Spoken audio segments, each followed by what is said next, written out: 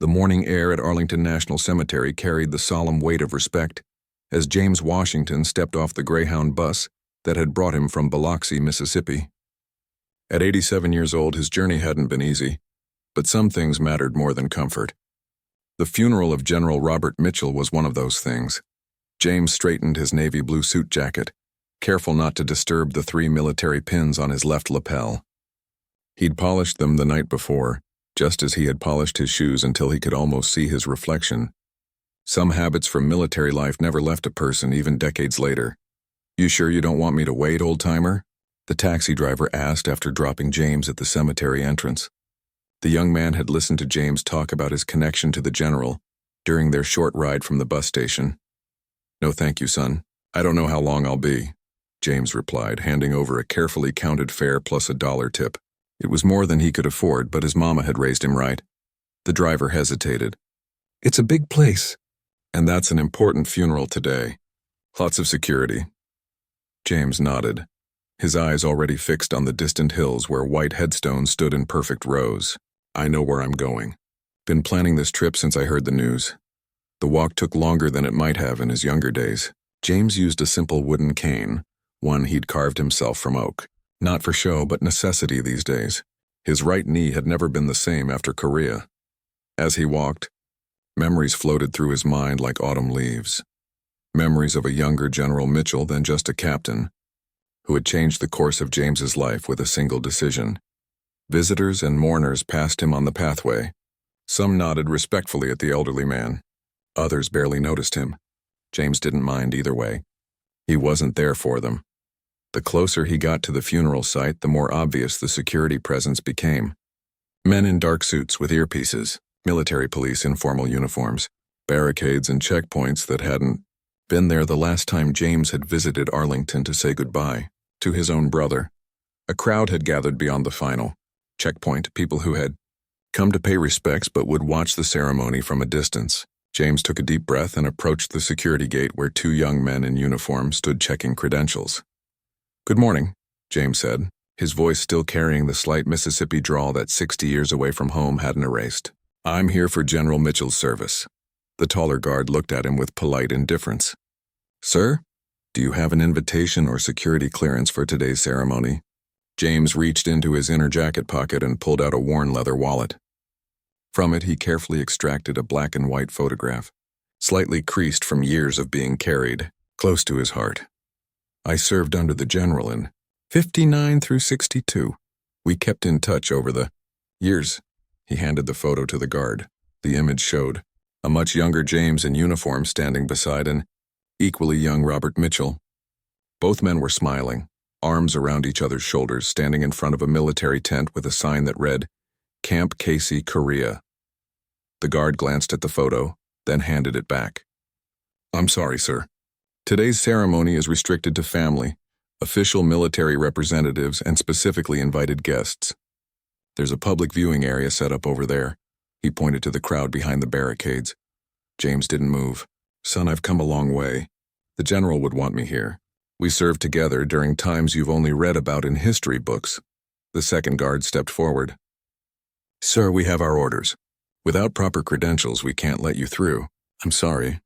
James stood a little straighter, his hand gripping his cane. "I understand orders, young man. Followed them my whole career. But sometimes there are exceptions." By now, a small line had formed behind James. People were getting restless. A woman in uniform approached from behind the checkpoint. "Is there a problem here?" she asked, her tone professional but firm. "No problem, Lieutenant," James said, reading her rank. "Just trying to explain that General Mitchell and I go back a long way." She looked at him more carefully, taking in the pins on his lapel, the dignified way he carried himself despite his age. "What's your name, sir?" "James Washington, ma'am." "Staff Sergeant, retired, 24th Infantry Regiment." A flicker of recognition crossed her face. The 24th had been one of the last segregated units in the Army, known as the Buffalo Soldiers, with a proud but often overlooked history. "Mr. Washington, I appreciate your service and your connection to General Mitchell. But today's ceremony has very specific security protocols. The best I can do is escort you to the public viewing area where you'll have a good vantage point." James looked past her to where preparations for the funeral were underway. A flag-draped coffin waited near a freshly dug grave. High-ranking officers in full dress uniforms were beginning to arrive. Lieutenant, back in 1960 I was fixing to leave the service. Segregation might have officially ended, but we all knew the truth. Black soldiers weren't getting the same opportunities. James spoke quietly but with purpose. One day, Captain Mitchell, as he was then, found me cleaning out my locker. He asked why I was quitting. I told him the truth. And you know what he did? The lieutenant glanced at the growing line but didn't interrupt. He tore up my discharge papers right there. Said the Army needed good soldiers more than it needed to hold on to old prejudices. Next thing I knew, he'd recommended me for officer candidate school. Me, a black man from Mississippi in 1960. James reached into his wallet again and pulled out a folded letter, the paper thin from years of handling. This came from him just last month. Said he was in bad health but still remembered our time serving together as one of his proudest. Said if anything happened to him, he hoped his old friends would be there to send him off right. The lieutenant took the letter carefully, her eyes scanning the text. The general's official letterhead was at the top, his signature clear at the bottom. As she read, a black SUV pulled up nearby. Several high-ranking officers stepped out, creating a stir among the security personnel. Among them was a tall man with 4 stars on his shoulders, General Michael Hayden, current chairman of the Joint Chiefs of Staff. The lieutenant handed the letter back to James. Mr. Washington, this doesn't constitute official clearance for today's ceremony. I wish it did. James nodded slowly as he folded the letter and returned it to his wallet. I understand, ma'am. Just thought I'd try. As he turned to walk toward the public viewing area, his movements deliberate and dignified, a young corporal rushed up to the checkpoint. Ma'am, they're about to begin the procession. All security positions need to be finalized. The crowd behind James had grown impatient. Some people were muttering about the delay. Others were checking their watches or looking at their phones. James made his way toward the barricade, leaning more heavily on his cane now. The morning's bus ride and the emotional weight of the day were taking their toll, but he held his head high. He would pay his respects from wherever they let him stand. Behind him, the lieutenant was speaking into her radio, her voice too low for James to hear. The security team was repositioning as important guests continued to arrive. James found a spot along the barricade where he could see the ceremony site. It was farther away than he'd hoped, but at least he could witness General Mitchell's final journey. He closed his eyes briefly, remembering the man who had believed in him when so few others did. When we returned to base, Washington, Mitchell had told him once during a particularly difficult mission, I'm putting you in for a commendation. Not because you're a black soldier who did well, but because you're a damn good soldier who happens to be black. Those words had stayed with James for over 60 years. Opening his eyes, he noticed that the crowd around him had grown quiet. The funeral procession was about to begin. In the distance, the honor guard stood at attention beside the flag-draped coffin, waiting for the signal to proceed. James straightened his posture as best he could, ready to salute his old friend and commanding officer one last time, even from a distance. Sometimes, he thought, respect had to travel a long way to reach its destination. James settled into his spot behind the barricade, wedging his cane between his feet to help him stand steady. The morning sun climbed higher, warming his shoulders through the thin fabric of his suit jacket. Around him, strangers shifted and murmured as the ceremony preparations continued in the distance. A woman beside him offered a sympathetic smile. "Friend of the general?" she asked, noticing the way James kept his eyes fixed on the proceedings.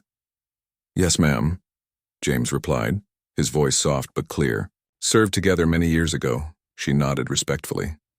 "My husband works at the Pentagon. Said General Mitchell was one of the good ones."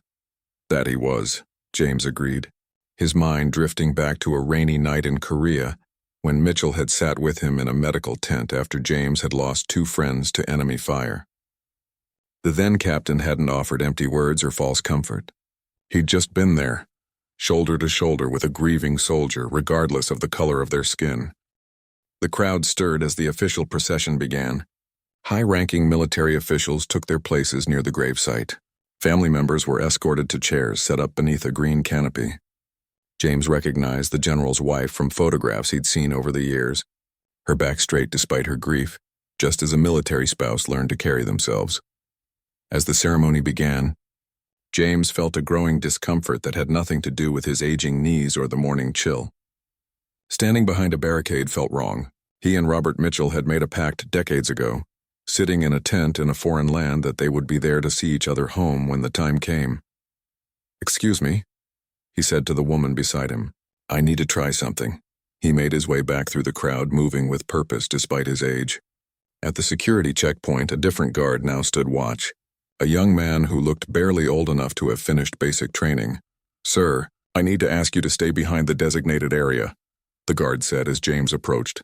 James nodded. "I understand that, son, but I need to speak with someone in charge." He reached into his pocket and pulled out a small leather case. Inside was a medal, a bronze star with a V device for valor. "This was presented to me by General Mitchell himself after a mission went sideways in '61. I promised him I'd be there when it was time to say goodbye." The young guard looked uncertain.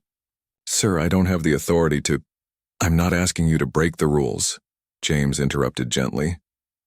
"I'm asking you to find someone who can make an exception to them." A small crowd had begun to gather behind James, other veterans who had been directed to the public viewing area, curious about the elderly man's determination. The lieutenant from earlier appeared, her expression a mixture of sympathy and firmness. "Mr. Washington, I thought we had settled this. With all due respect, ma'am, some things can't be settled so easily." James held out the bronze star.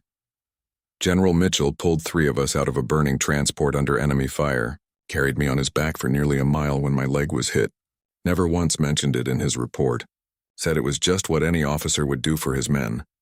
The lieutenant's expression softened slightly. "Mr. Washington, I know you have your orders," James continued, "but sometimes orders need to be reconsidered in light of what's right." By now, several people had stopped to listen. Among them was an older man in a crisp suit, his military bearing unmistakable even in civilian clothes. "What seems to be the problem here?" the man asked, his voice carrying the natural authority of someone used to being in command. The lieutenant turned quickly. "Colonel Wilson, sir. We have a situation with James Washington," the older man said, his face breaking into a smile of recognition. "My God, it's been what, 30 years? James squinted, then his eyes widened. "Thomas Wilson?" "Last I saw you were a captain chewing out a supply sergeant in Germany." The 2 men clasped hands, the kind of firm grip that spoke of shared experiences words couldn't capture. "You 2 know each other?" the lieutenant asked. Colonel Wilson nodded. "This man taught me more about leadership in 2 weeks than West Point did in 4 years." He turned to James. "You hear from Mitchell?" "Yes, sir," James replied. "But they won't let me in without official clearance." Wilson frowned. "Lieutenant, this man served with General Mitchell during some of the most difficult years in our military's history. I'd say that's all the clearance he needs." The lieutenant hesitated. "Sir, with all respect, we have strict protocols for today's ceremony. Secretary of Defense is present along with the Joint Chiefs." Wilson considered this, then reached into his pocket for his phone. "Give me a minute." As he stepped away to make a call, James felt the weight of the morning's journey in his bones. He leaned more heavily on his cane, determined not to show weakness but unable to hide the toll of age entirely. A uniformed officer approached from the direction of the ceremony, walking with purpose. The crowd parted instinctively, recognizing authority in his stride.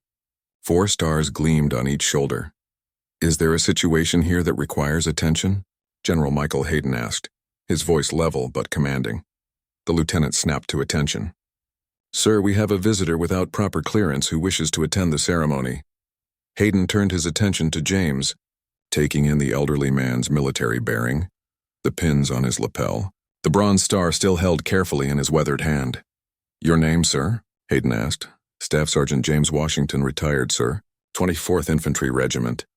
Something flickered in Hayden's eyes, recognition of the unit's historical significance.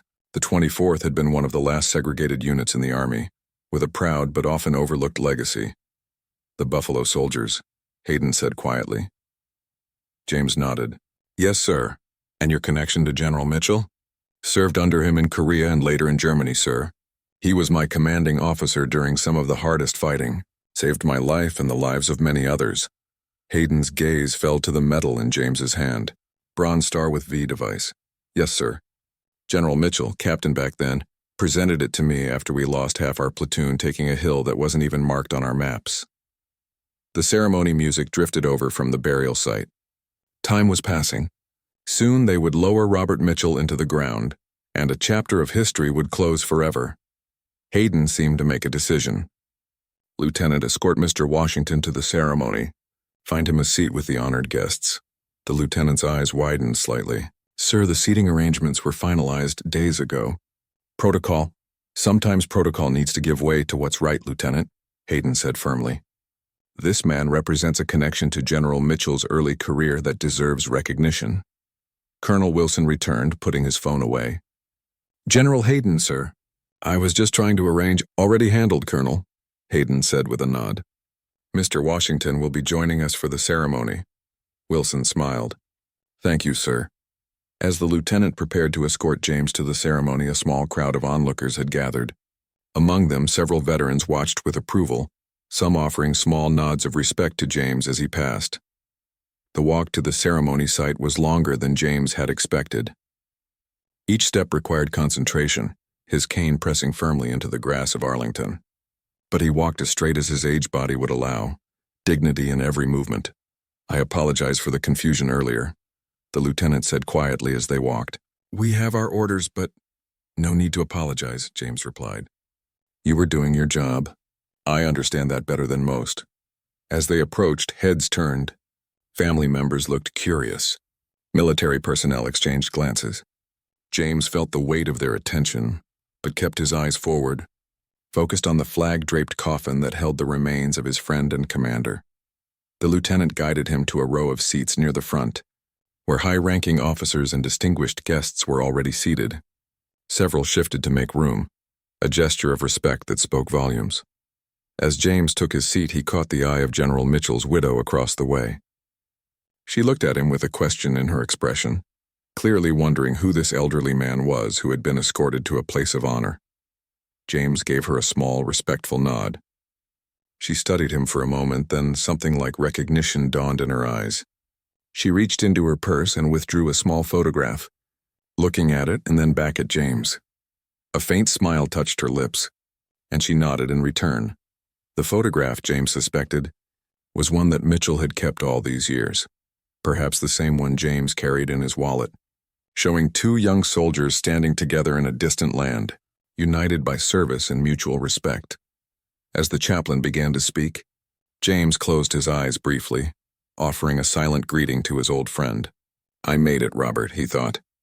"Just like we promised all those years ago." When he opened his eyes, he noticed General Hayden watching him from across the gathering. The four-star general gave him a small nod, a soldier's acknowledgement.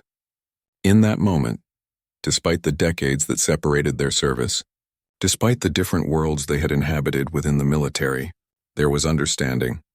The ceremony continued, but something had shifted. James Washington was no longer an outsider looking in, but a living connection to the man they had come to honor. His presence told a story that official records and formal eulogies could never fully capture. The story of a bond forged in difficult times, when doing the right thing often came at a personal cost. The ceremony continued with military precision. An honor guard stood at attention beside the flag-draped coffin, their uniforms perfect, their faces showing nothing but the solemn respect due to a fallen general. The chaplain's words carried across the gathering, speaking of service, sacrifice, and a life well lived. James sat with his hands folded over the top of his cane, his back as straight as his 87 years would allow. He noticed General Mitchell's oldest son watching him from a few seats away, curiosity evident in his expression. The man was in his 60s now, with hints of his father in the set of his jaw and the way he held himself. As the chaplain finished his prayer, General Hayden approached the podium. His voice, strong and measured, carried across the cemetery grounds. "We gather today to honor a soldier, a leader, and a man of principle," Hayden began. "General Robert Mitchell served this nation for over 4 decades, from the frozen hills of Korea to the corridors of the Pentagon. But today I want to speak not just about his decorations or his accomplishments, impressive though they are. I want to speak about his character." James listened intently, memories washing over him like waves. He remembered a night in 1960 when he'd found himself alone in the officers' club in Germany, the first black officer to integrate that particular space. The silence had been deafening as he'd walked to the bar. Then Captain Mitchell had stood up, walked over, and loudly asked James to join him for a drink, breaking the uncomfortable quiet with a simple act of friendship. General Mitchell once told me, Hayden continued, that the true measure of leadership isn't found in the orders you give, but in the example you set when no one is watching, or when everyone is watching and you do the right thing anyway. Several heads nodded in agreement. James noticed tears on the faces of family members and fellow officers alike. In the early 1960s, Hayden said, when our military was still struggling with integration and equal treatment, Robert Mitchell was already leading the way, often at personal cost to his career. He believed that a soldier should be judged by their courage, competence, and character, nothing more and nothing less. James felt a tightness in his chest that had nothing to do with age. He hadn't expected the general's progressive views on race to be mentioned so openly. Those actions, taken quietly over decades, had never been part of Mitchell's official biography. After Hayden finished his remarks, several other speakers shared memories of the general. His son spoke of a father who, despite long deployments and the demands of military service, had always made his children feel they were the most important people in his world. A fellow general recalled Mitchell's cool head during the tense days of the Cuban Missile Crisis. His grandson spoke of fishing trips and life lessons passed down through generations. Throughout it all, James sat quietly, absorbing each story, adding it to his own memories of the man. He noticed Mitchell's widow glancing his way occasionally, a question in her eyes. He gave her a respectful nod each time, a silent acknowledgement of shared loss. As the formal remarks concluded, the honor guard prepared for the rifle salute. James braced himself for the familiar sound, knowing that it would trigger memories of other times, other places. The sharp crack of rifles split the air, once, twice, a third time. Despite his preparation, James felt himself flinch slightly, old reflexes responding to a sound that had once meant danger. The bugler stepped forward, raising his instrument.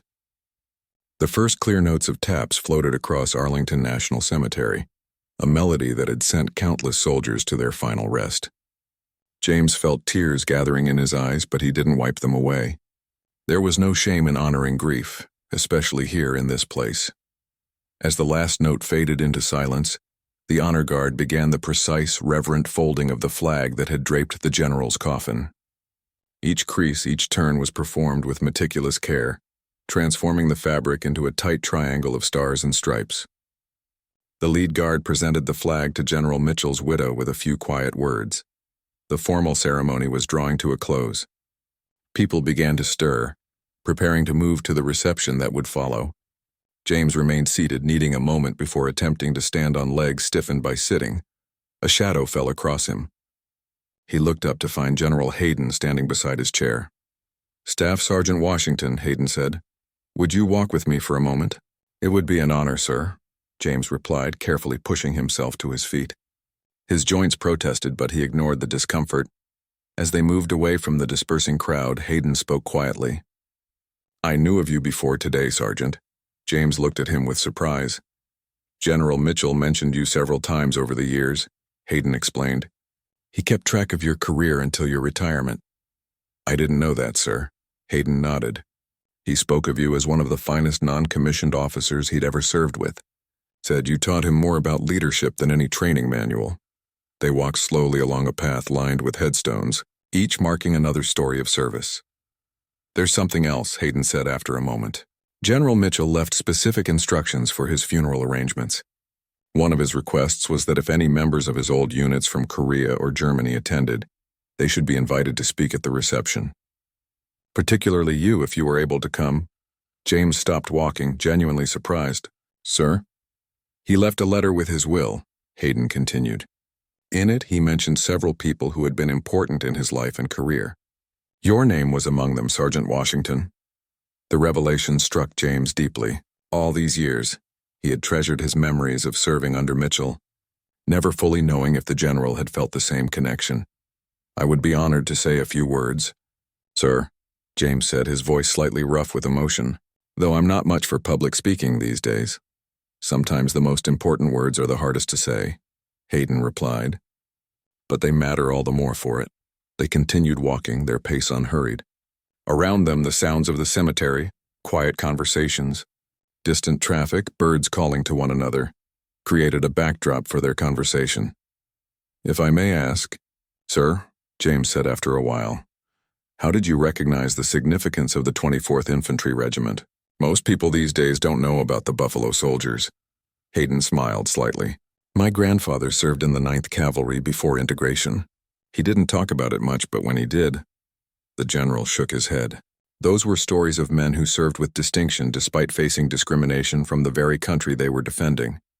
"Your grandfather was a Buffalo Soldier?" James asked, surprised. "Yes," Hayden nodded. "He would have been about your age now if he'd lived. When I saw you standing there holding that bronze star, it reminded me of him. He had one too." The connection between them shifted, deepened by this shared history. As they approached the area where cars waited to transport guests to the reception, Hayden gestured to an official vehicle. "Sergeant Washington, would you allow us to drive you to the reception? It's being held at Fort Myer Officers Club." "Thank you, sir," James accepted, grateful to rest his legs before facing more time on his feet. Inside the car, James found himself seated beside General Mitchell's widow, Helen. Up close, he could see the strength in her face, the kind that came from decades of supporting a military career through deployments. "Moves and countless sacrifices, Mrs. Mitchell," James said, offering his hand. "I'm deeply sorry for your loss." She took his hand in both of hers, her grip surprisingly firm. "James Washington," she said. "Not a question, but a recognition. Robert spoke of you often over the years." "You remember me, ma'am?" James asked, surprised. Helen Mitchell smiled faintly. "How could I forget? You were at our wedding." James's eyes widened. It had been so long ago, 1963, at a small chapel in Germany. A young Captain Mitchell had married his college sweetheart who had flown overseas for the ceremony. James had been invited along with several other members of their unit. "I was indeed, ma'am. It was a beautiful ceremony. Robert always said you saved his life in Korea," she continued. "Though he never gave me the details," James shook his head. "It was the other way around, ma'am. Your husband pulled me and 2 others from a burning transport under enemy fire, carried me on his back when my leg was hit." Helen looked thoughtful. "That sounds like Robert. Always minimizing his own actions, highlighting others." The car moved smoothly through the gates of Arlington toward nearby Fort Myer. James found himself thinking about the strange circles life sometimes traveled. Here he was, after all these years, sharing memories with the widow of the man who had changed the course of his military career and his life. "I have something for you," Helen said suddenly, opening her purse. She withdrew a small worn envelope. "Robert asked me to give this to you if you came today. He prepared it a few months ago when his health began to fail." James accepted the envelope with care, feeling the weight of more than paper in his hands. "He would be pleased that you made the journey," Helen said softly. "Very pleased indeed." As the car approached the Officers Club, James could see people already gathering for the reception. Soon he would be asked to share his memories of Robert Mitchell with those who had known him in other contexts, other chapters of his life. He would tell them about a leader ahead of his time, a man who had seen beyond color to character when many could not. But for now, he held the unopened letter, a final communication from his old commander. Whatever words it contained would be a bridge between past and present, between the young soldiers they had been and the old men they had become, one gone to his rest, the other left to tell the story. The Fort Myer Officers Club stood as a testament to military tradition, its brick exterior and white columns unchanged since James had last seen it decades ago. As their car pulled up to the entrance, he carefully tucked the still unopened letter from General Mitchell into his inside jacket pocket. Some words needed the right moment to be read. General Hayden helped James from the car, a small gesture of respect that didn't go unnoticed by the gathered officers and family members watching their arrival. Helen Mitchell walked beside James, occasionally placing a steadying hand on his arm when the path grew uneven. Inside, the reception was already underway. Photographs of General Mitchell throughout his career lined the walls, from his early days as a fresh-faced West Point graduate to his final official portrait as a 4-star general with a chest full of decorations. Tables covered with white cloths held refreshments, while small groups of people spoke in hushed tones about the man they had come to honor. Sergeant Washington, Hayden said quietly. Would you like something to drink before people begin to gather for the speeches? Just water, sir, James replied. And if there's somewhere I could sit for a few minutes to collect my thoughts. Hayden nodded and guided him to a quiet corner, where a comfortable chair sat somewhat apart from the main gathering. Take all the time you need. I'll make sure you're introduced when it's time. As the general walked away, James found himself alone for the first time since his arrival at Arlington. The events of the morning seemed almost dreamlike. The journey from Mississippi, the confrontation at the security checkpoint, the unexpected intervention by General Hayden, and now this, sitting in the officers' club, preparing to speak about his old commander. He reached into his pocket and touched the envelope containing Mitchell's letter, tempted to read it now but hesitant to do so in public. Whatever the general had written, James wanted to receive those words in private. As he sat quietly observing the room, a tall man in his 60s approached. The family resemblance to Robert Mitchell was unmistakable. Mr. Washington, the man said, extending his hand. I'm Richard Mitchell, Robert's son. James started to rise, but Richard gestured for him to remain seated. Please don't get up on my account. It's a pleasure to meet you, sir, James said, shaking Richard's hand. Your father was a fine officer and an even finer man. Richard pulled up a chair and sat facing James. I've been hoping to meet you for years, he said, surprising the older man. Dad told stories about you, especially to us kids. You were part of what he called his most important lessons in leadership. James felt a surge of emotion he hadn't expected. I had no idea he spoke of me to his family. Richard smiled. One story in particular he told us many times. Something about a night patrol in Korea that went wrong, and how you saved the entire unit by recognizing a trap before anyone else did. James shook his head slowly. Your father always gave me more credit than I deserved. That night in Korea, we were all just trying to stay alive. I happened to notice something didn't feel right about the village we were approaching. Too quiet, no dogs barking.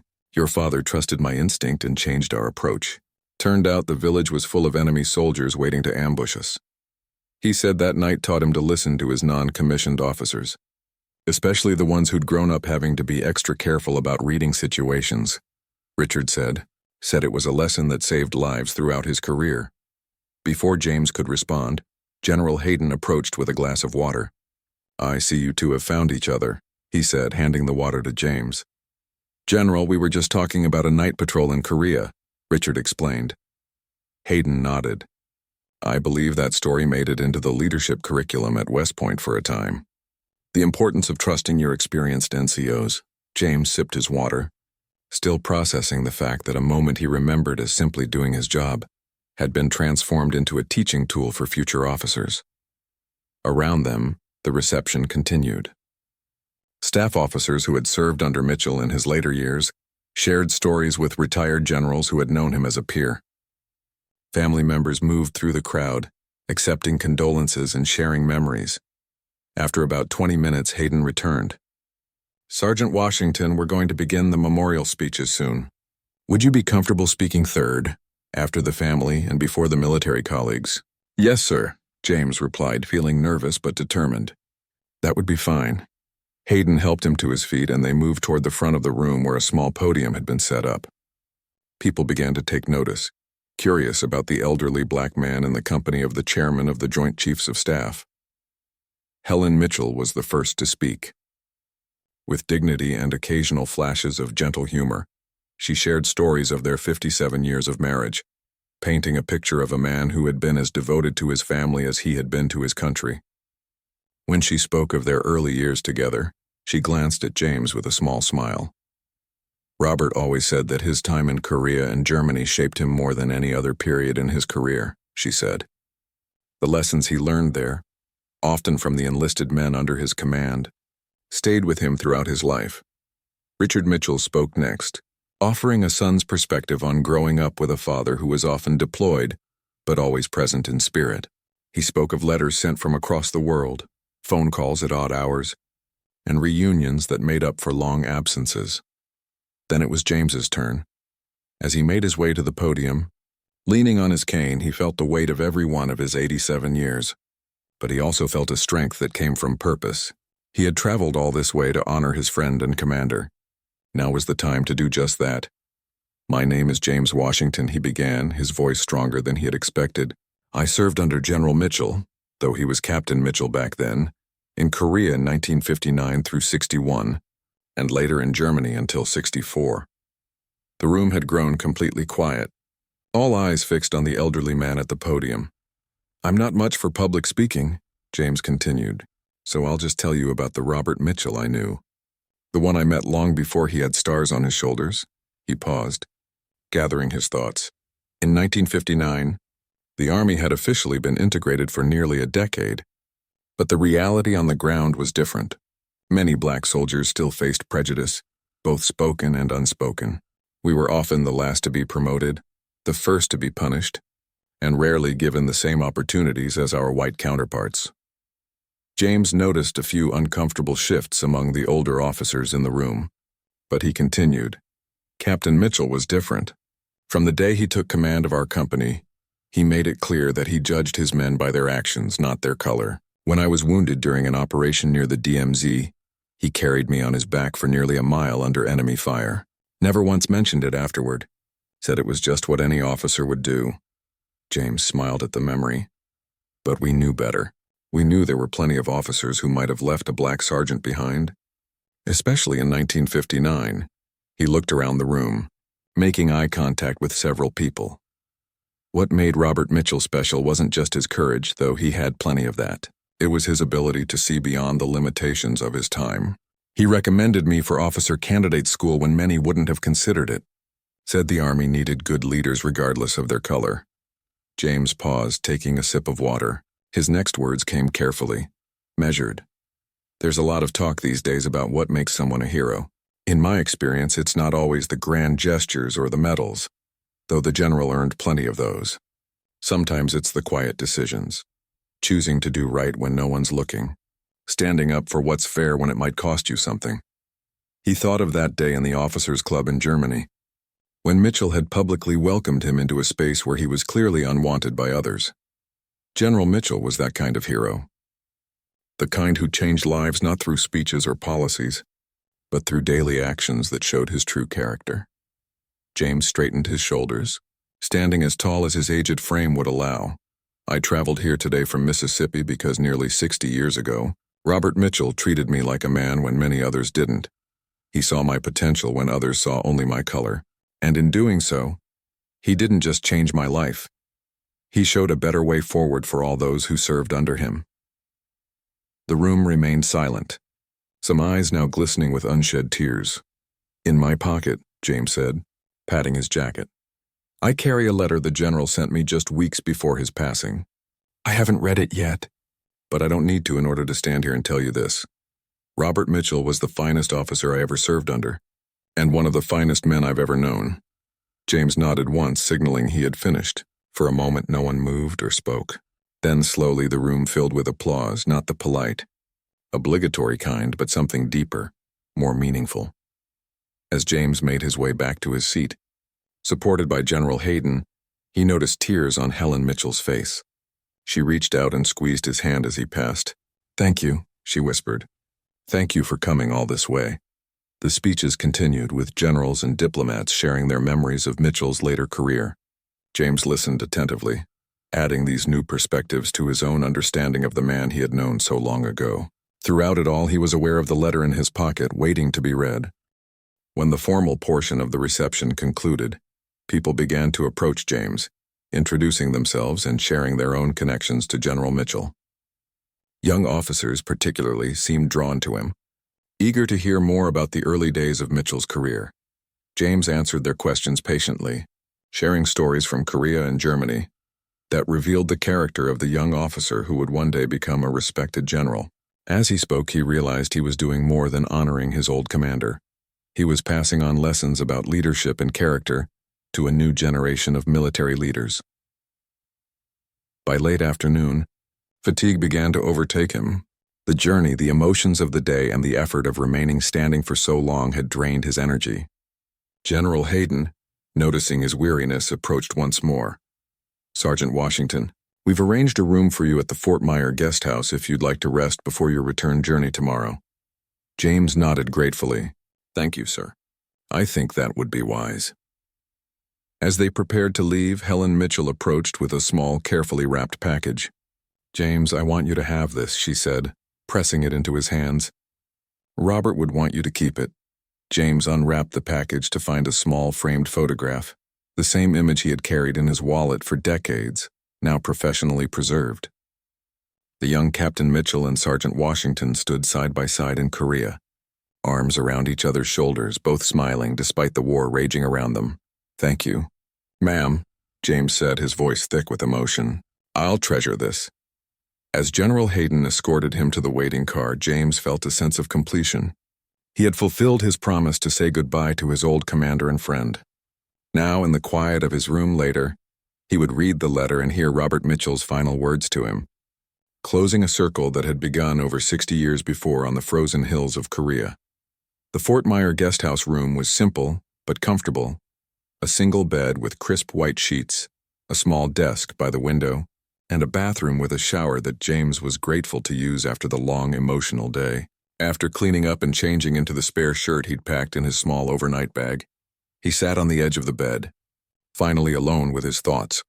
The framed photograph from Helen Mitchell sat on the nightstand, the two young soldiers frozen in time, their futures still unknown to them. Beside it, James placed his wallet, his reading glasses, and the still unopened letter from General Mitchell. For a moment, he simply stared at the envelope, tracing his finger over his name written in Mitchell's distinctive handwriting. Even in his final months, the general's penmanship had remained clear and strong, much like the man himself. James took a deep breath and carefully opened the envelope, trying not to tear the paper. Inside was a single sheet of stationery bearing the general's official letterhead. James unfolded it and began to read. "Dear James, if you're reading this, then I've gone ahead on the final march and you've made the journey to Arlington to see me off. I can't tell you what that means to me, though I suspect you already know. Over the years, I've received many honors and decorations. I've shaken hands with presidents and dined with world leaders. But when I look back on my life and career, it's those early days in Korea and Germany that stand out most clearly in my memory. It was there, serving alongside men like you, that I learned what truly matters in this life. You may not know this, but that night in Korea when you sensed the ambush, the night you saved our entire patrol, changed the course of my career. Not just because we survived, but because it taught me to listen to the wisdom of those who had learned to see dangers others might miss. It was a lesson in humility and respect that served me well throughout my years of command. When I recommended you for OCS, it wasn't charity or even forward thinking about integration. It was simply recognizing that the Army needed leaders with your judgment, courage, and character. The fact that many couldn't see past the color of your skin to recognize those qualities said more about their limitations than yours. My one regret is that we lost touch in the later years. Military life takes us in different directions, and rank sometimes creates distances we don't intend. But I want you to know that I followed your career with pride and often spoke of you to young officers under my command as an example of what it means to lead with both courage and compassion. Helen tells me I should keep this brief. She knows me well enough to recognize that I could fill pages with memories and reflections if left unchecked. So I'll close with this. Thank you, James, for your service, your example, and mostly for your friendship during a time when such friendships weren't always easy or accepted. You made me a better officer and a better man. Until we meet again on the other side. Robert P.S. I've instructed Helen to give you something that I think belongs with you now. It may seem like a small thing, but it carries with it all the respect and gratitude I've held for you these many years. James lowered the letter, his vision blurred by tears he didn't try to hold back. In the privacy of this room, he allowed himself to feel the full weight of loss and remembrance. Mitchell's words had confirmed what James had always hoped but never quite known for certain, that their connection had meant as much to the general as it had to him. Carefully refolded the letter and placed it back in its envelope. Tomorrow he would find a way to keep it safe during his journey home, perhaps tucked inside the frame with the photograph. A soft knock on his door roused him from his thoughts.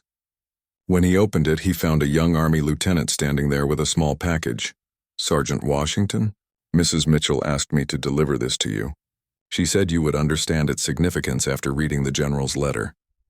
James accepted the package with a quiet thank you and closed the door. He sat back on the bed, turning the small box over in his hands. It was wrapped in simple brown paper and tied with string, old-fashioned in a way that reminded him of packages sent during his army days. He untied the string and carefully removed the paper. Inside was a wooden box, its surface smooth and polished. When he opened it, his breath caught in his throat. Nestled on a bed of blue velvet was a bronze star medal, not his own, which was safely tucked away at home, but Mitchell's. Beside it lay a handwritten note from Helen. James, Robert wanted you to have this. He said there would have been no medal without your courage that day. It belongs with you now. James gently touched the medal, remembering the day Mitchell had received it. They had both been recognized for the same action, a rescue mission gone sideways near the DMZ. James had provided covering fire while Mitchell pulled wounded men to safety. In the chaos, they had protected each other, their lives intertwined in the way only combat can create. He closed the box and placed it beside the photograph. 2 tokens from a shared past, bridging the decades and differences that had separated them in life. Sleep came surprisingly easily that night, deeper and more peaceful than James had experienced in years. Perhaps it was the emotional release of the day, or the sense of completion that came with fulfilling his promise to say goodbye. Whatever the reason, he woke the next morning feeling rested and somehow lighter. After a simple breakfast in the guest house dining room, James was surprised to find General Hayden waiting for him in the lobby. "Good morning, Sergeant Washington," Hayden said, rising from his chair. "I hope you slept well." "Better than I have in quite some time, sir," James replied truthfully. "I wanted to check on you before you begin your journey home, and to offer you transportation to the bus station, or perhaps to the airport, if you'd allow us to arrange a flight for you." James was touched by the offer but shook his head. "Thank you, sir, but I've always been partial to the bus. Gives me time to think." Hayden nodded, understanding. "At least allow us to drive you to the station." As they walked to the waiting car, Hayden spoke quietly. "Your words yesterday meant a great deal to the Mitchell family. Richard told me it gave them a perspective on his father they hadn't fully appreciated before. I just spoke the truth as I knew it." "Sir, sometimes that's the most important thing we can do," Hayden replied, "especially when it comes to how we remember those who've gone before us." The drive to the bus station was mostly silent, both men lost in their own thoughts. As they arrived, Hayden helped James with his small bag. "Sergeant Washington, before you go, I wanted to ask if you would consider one more thing." James looked at him questioningly. "The Army Historical Foundation is creating an oral history project, recording the experiences of soldiers who served during periods of significant change in our military. Your perspective, especially regarding your time serving under General Mitchell during the early integration years, would be invaluable." James hadn't expected this. "I'm not sure what I could add that would be of interest, sir." "More than you might think," Hayden said. "The relationship between you and General Mitchell represents something important, a bridge between eras, a testament to what's possible when people see beyond the limitations of their time." James considered this. The idea of his experiences being preserved, perhaps helping future generations understand both the challenges and progress of the past, appealed to him. "I'd be honored to participate." "Sir?" "Excellent," Hayden said, handing James a card. "The Foundation will contact you to make arrangements. They can send someone to Mississippi, so you won't need to travel again." As his bus was called for boarding, James extended his hand to the 4-star general. "Thank you, sir." "For everything." Hayden shook his hand firmly. "No, Sergeant Washington. Thank you. For your service then, and for your example now." The bus ride home gave James time to process the events of the past 2 days. As the landscape rolled by outside his window, he thought about the strange circles life sometimes traveled. How a young black sergeant and a white captain had formed a bond in the frozen hills of Korea that would echo across decades. How a journey to say goodbye had become something more, a recognition, a reunion, and in some ways, a new beginning. He held the small wooden box containing Mitchell's bronze star on his lap, feeling its weight, not just the physical weight of metal and wood, but the weight of history, memory, and connection. By the time the bus crossed into Mississippi 2 days later, James had made a decision. When he got home, he would contact his great-nephew who taught history at the local high school. The boy had always been interested in James's military stories. Now it was time to share them more fully, not just the tales of combat and hardship, but the more important stories of friendship, courage, and character that transcended the divisions of their time. As the familiar landscape of home came into view, James felt a sense of peace. He had traveled a long way to honor his friend and commander. In doing so, he had found that the journey itself was part of the tribute, a final mission undertaken out of respect and love. The bus pulled into the small station in Biloxi. James gathered his belongings, his overnight bag, the framed photograph, the wooden box, and Mitchell's letter. Together, they told a story that deserved to be remembered. His great-nephew was waiting at the station, waving as James descended the bus steps. "Uncle James, how was the funeral?" James smiled, the weight of his years suddenly feeling lighter than they had in a long time. "It was more than I expected," he said, "much more." As they walked to the car, the young man glanced at the frame tucked under James's arm. "Is that you? In the picture?" "Yes," James nodded. "Me and General Mitchell a lifetime ago in Korea. You'll have to tell me about him sometime." James placed his hand on his great-nephew's shoulder. "I think it's time I told you a lot of things. About the general. About those years. About what it meant to serve when I did." The young man opened the car door for his great-uncle, treating the elderly veteran with the respect he deserved but hadn't always received. "I'd like that. Uncle James, I'd like that very much." As they drove through the streets of Biloxi toward home, James Washington held the tokens of his journey close, tangible reminders of a friendship that had defied the limitations of its time and continued to resonate beyond the boundaries of rank, race, and even death itself. In his pocket, General Mitchell's letter rested against his heart. In his memories, the sound of taps echoed across Arlington's hallowed ground. And in his spirit, there was the quiet satisfaction of a promise kept, a respect honored, and a story preserved for those who would come after.